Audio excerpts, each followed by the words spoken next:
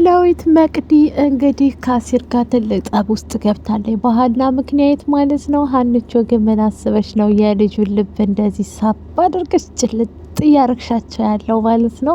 እንግዲህ ኤላም ራሱን እንደነበረ ተመልሷል ማለት ነው። ምክንያቱም ከዚህም በፊት ትንሽ ጠሽ አድርጎት ነበር፣ ድጋሜ ደግሞ ጠሽ ብሏል ማለት ነው። ሀና ግን ማለት ነው ይቅር አይልሽም ፈጣሪ።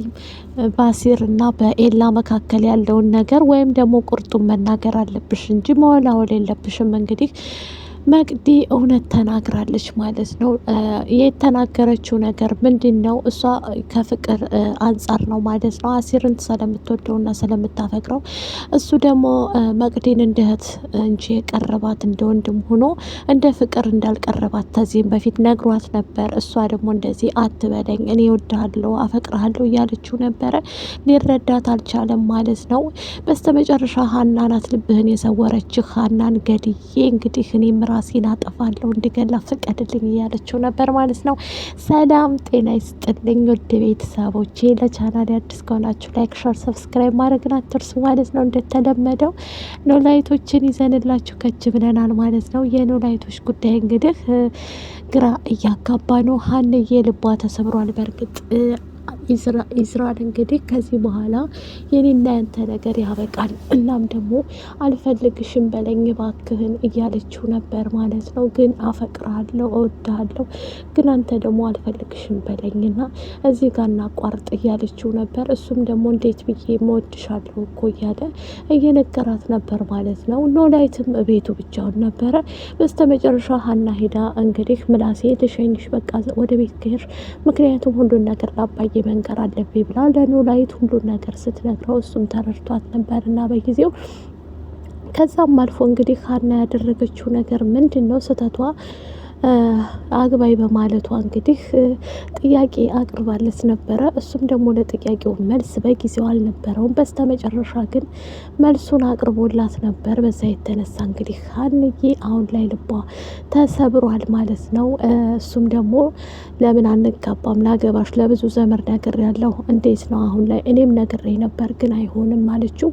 ኖላዊት እንግዲህ ሀንዬ አሁን አንቺም ታሳዝኝኛለሽ እያለ እየነገራት ነበር። እሷ ጋር የተፈጠረው ፍጥር ምንድን ነው?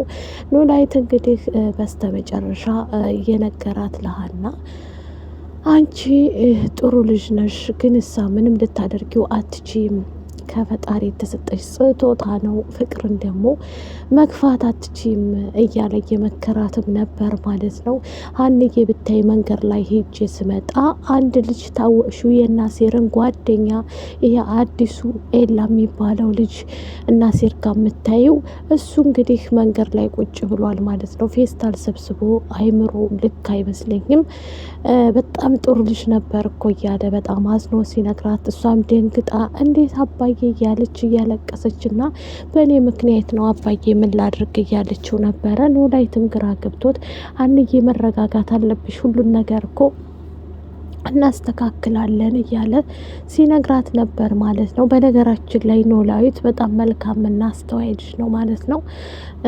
አሲርም ቢሆን እንደዛው። አሲርም ደግሞ ሀናን አጥቼ ከምኖር ሞቴን እመርጣለሁ እያለ እንግዲህ ራሱን እየወቀሰ ነበር። ያንን ስታይ መቅዲ እውነትን ተናግራ ብድግትልና ቆይ አሁን እሳ በዛው ሀና ከሴቶች ሁሉ ልዩ የሆነችው ለምንድን ነው ብላ ስጠይቀው በጣም ለእኔ ልዩ ናት፣ ማንም ሴት መታ ብትደረደር እሷን አያክላትም ብሎ ሲላት መቅዲም ተናዳ አንተም እሷም ገደል ግቡ ብላ ስትሄድ ከዛ ተምቹም ደግሞ ቁጭ ብሎ ባለበት ውሻብ ሊሰራ ብድግ ሲል እየሰራ እያለ አንተም ተምቹም ጆሮም ተምቹም ገደል ግቡ እያለ መተረት ይጀምራል። አሲርም ተናዶ እንግዲህ መንገዱን ይቀጥላል ማለት ነው። ምክንያቱም በዚህ ሰዓት ላይ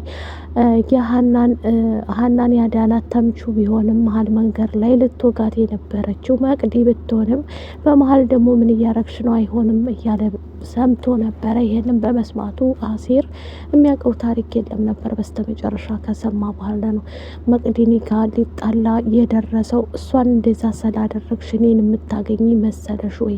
አላማሽ ምንድን ነው? ከኔ የምትፈልጊው ምንድን ነው? እያለ በጣም ተቆጥቷት ነበር። እኔ ስለወደድኩና ስላፈቀርኩ ነው እንዲህ የምትለይ ብላለች ማለት ነው መቅዲ በነገራችን ላይ አሲርን ወደው አፍቅረው ስለሆነ ለሌላ ነገር አይደለም። በጣም አሳዝናኛለሽ በነገራችን ላይ መቅድዬ ማለት ነው።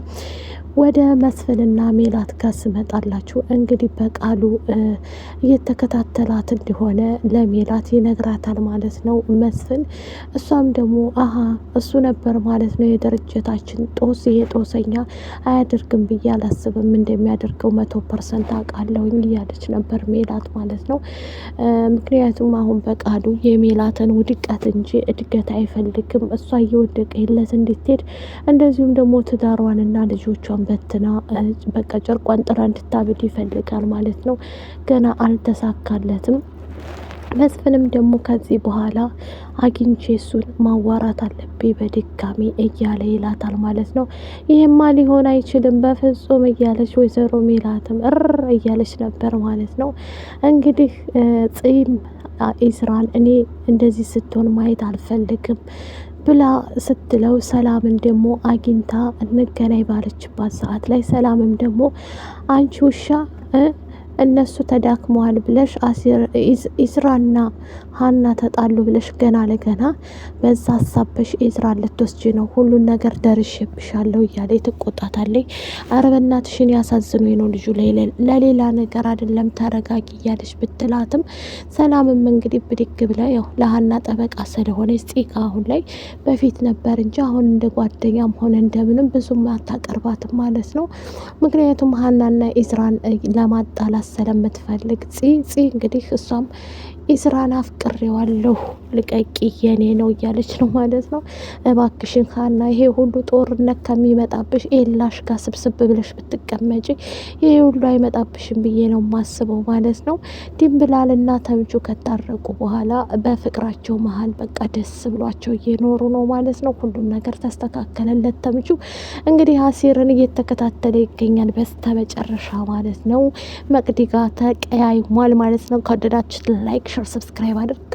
ባይ ባይ።